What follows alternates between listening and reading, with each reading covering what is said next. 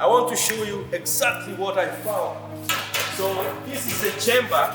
This is my colleague Jazz. So this is the chamber, two chambers. There is the electric baking chamber and the gas chamber.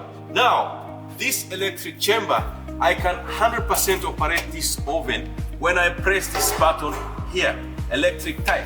So, but when electricity is not available or it switches off, now I come here, I press this button to gas type. So gas type means I shift my baking or my construction to gas, 95% gas. So, but I will need about 3 kilowatt for electric power. I can use a small generator at that time.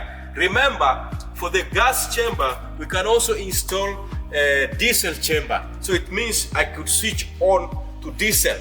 So this is a very big innovation, especially now in times of crisis in Africa. And to wind it up, let's check out this oven. So remember, this oven is a 64 tray, 80 by 60. As you can see, very high quality stainless steel material.